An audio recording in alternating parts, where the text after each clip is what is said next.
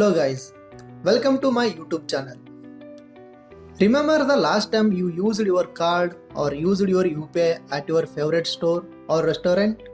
What if I tell you that there is 99% that you are dependent on the same company's machine for all over these transactions?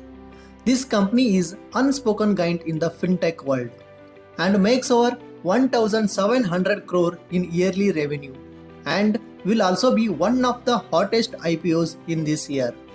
In this video, we will cover everything that Pine Lab has cracked to become a payment king of India. Pine Lab is not a new age startup. Their roots go back more than 20 years ago to 1998, when these three co-founders took the bet on the era of modern payment on petrol pumps using loyalty-based cards. Since then, the company journey has been anything but smooth. In fact, 2 out of 3 co-founders left just after a few years. Lokveer was the only co-founder who remained, and the company went through multiple pivots under him. Cut to now, the company is being led by Amrish Rao, who is the CEO right now, and Lokveer still serves as the chairman. In fact, between 2002-2010, they were only about helping petrol companies and nothing else. They even made a lot of interesting tech solutions for the petrol clients to help them sign various fuel machines and a lot of other interesting stuffs. So overall, the DNA of software plus hardware approach was the deep into the company signed the day one. But no one knew that 15 years later they had been dominating the payment space. Which brings me to verify first thing they cracked, which is the first mover advantage. In India's rapidly changing finance landscape, look, the very first thing we need to understand is that nothing in this game is only about having the best device. The moat is way deeper.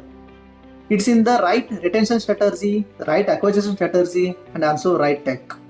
In fact, you would be shocked to know that no one hardly in the industry makes their own POS device.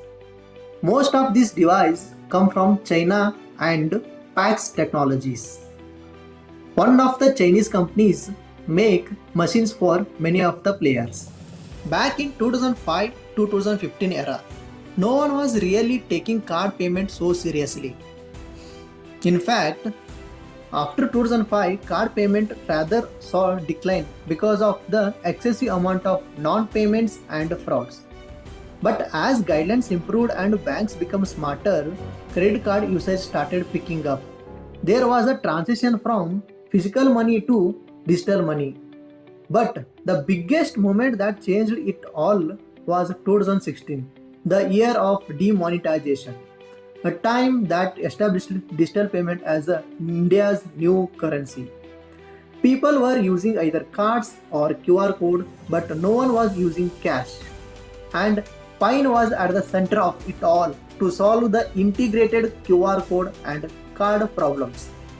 And if you look at this chart, you would see that from 2015 to now, credit card transactions have been increasing 10 times. People have been using credit cards despite the UPI growth. And the average spends per card for credit card brands have been increasing as you see here.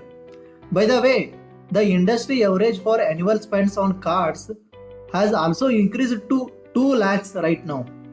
But the question is, how did Pine beat competition from banks and players like M-Swipe, EasyTab and Innovate?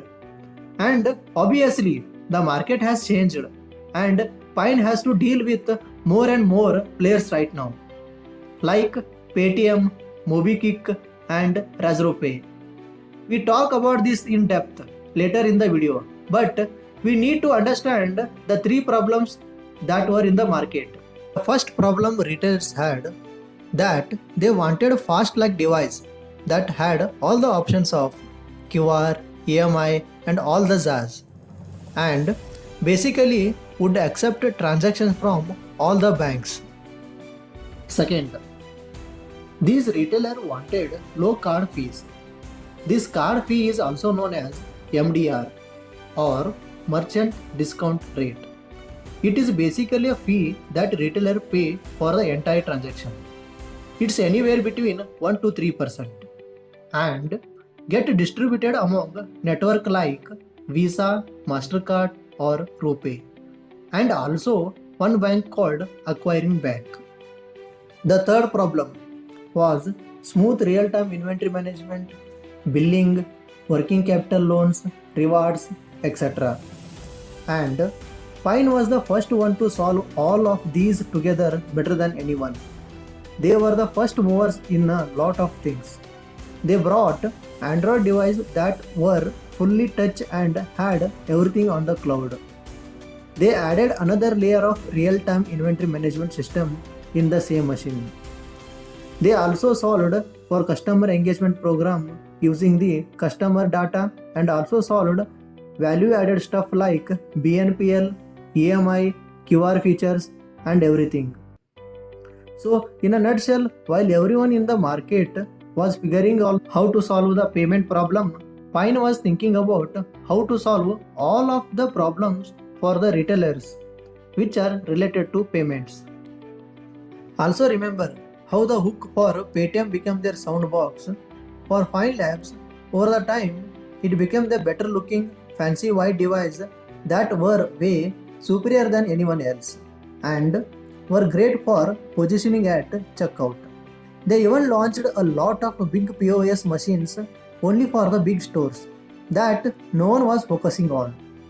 This became the reason why banks started partnering with Pine instead of looking at them as a competition. On Pine's website, you can see the partnership it has with multiple banks, including HDFC, where HDFC most likely take Pine's device and then deploy it to its own merchant network under its own brand name, a little white labeling sort of thing. And Pine must be getting some rental or license fees out of their entire thing. So their client acquisition happened by two routes. One was by Pine itself and second was by the banks. But now you must be wondering, how did Pine stay relevant after 2020? And what are they doing now that has worked for them? Despite top guys like ResroPay and Paytm coming to steal the market, the answer to this is top-down approach. Look, the competition is more intense than ever, as every fintech player is almost trying to do everything right now. Just look at this chart. You will see all the biggest fintech companies now expanding to multiple segments and now competing with each other's player. And obviously, this is happening a lot with all the acquisitions. All these big players are making too, but we will get into that later. Look, Pine went after a very specific group of customers, and let's draw a parallel with Paytm and ResroPay. For example, in retail, if you see, ResroPay went online first and sold gateway and is now coming into offline. Paytm, on the other hand, took the offline first approach but went bottom up and started targeting small vendors and is now moving up the ladder to modern trade with big devices. Pine Lab, on the other hand, did something very interesting.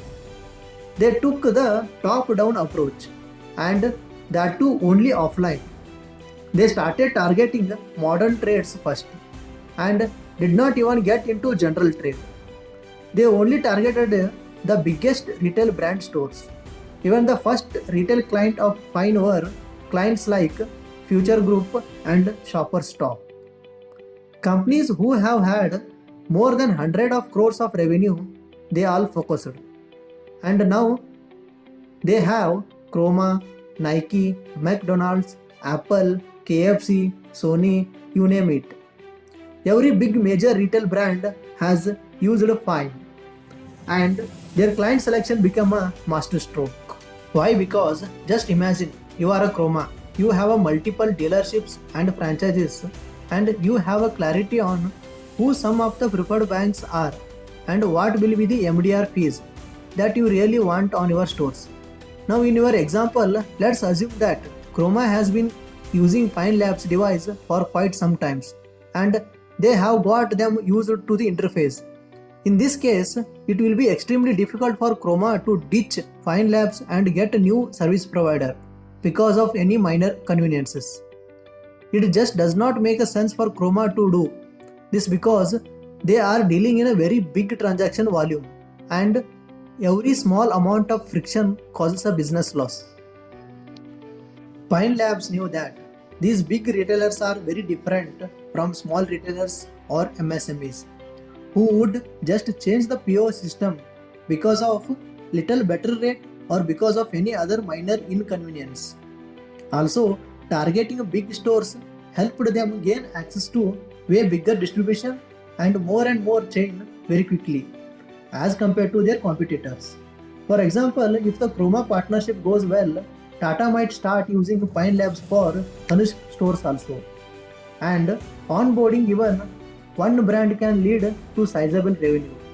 See, one thing to understand here is that the main money is not in one-time installation fee, but in the recurring fees that Pine Lab generates from subscription charges and other EMI and processing charges.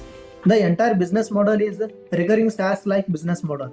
So the approach of having few customers who do transaction on big volume and stay longer with you is better than having more customers who do transaction on fewer volume and even have a highest probability to move to other service provider. In fact, as per the company, they have 30 to 40% of revenue coming from machines and the rest is coming from everything else that they have. That will be discussed shortly. And now Pine is trying to penetrate into other side of market. For that, they are also moving beyond India and even targeting smaller retail merchants like Kirana shops. They even have some device which compete directly with Paytm machines. Yeah, you heard that right. So Paytm, RazoroPay and Pine are competing with each other right now. But now let's talk about the most interesting part of this strategy, which is the retention masterstroke. By the way, in the offline business world, it is called as Key Account Management, KAM. In simple words, more retention and engagement of any service is basically more time and more frequency of usage by your customers. And more time, more usage by your customer means more money they spend on product or service, which is equal to more revenue you get. Or the secret source for doing this by Pine is simple. They don't let any other retailers use other fintech companies for any other solution. And they provide every solution that the retailers need by themselves. But that would be extremely very hard, right? You would have to hire and do R&D, etc. for everything. The answer to this is that for all of this value-added service, Pine acquires other fintech companies. Just look at the chart.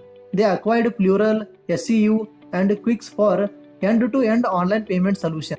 All of these competes with RazoroPay, PayU, BillDesk in the market. In fact, I was shocked to know that they have a 80% market share in this category. And any brand you can think of does the prepaid and gift card thing through them. Even Amazon. They even acquired Solito Wellness for employee and staff care of the store. And all of these acquisitions together make sure that the core customer, which is the big retailers, stay more engaged with their service. So Pine does one thing very beautifully. They just pitch all of their value-added service to their old clients and make them more strikes by doing this.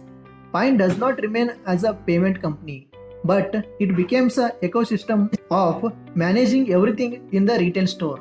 This leads to more reliability on Pine, create more trust, and eventually increases more average revenue per user through additional fees that they get from all of the services. And now it will be interesting to see what strategy Pine deploys to make sure that they are able to fight all of these new players, and also how they go from 1000 crore to 10,000 crore journey. Also, it will be interesting to see how IPO goes well. If you like this video, do like and subscribe the channel. I will see you in the next video.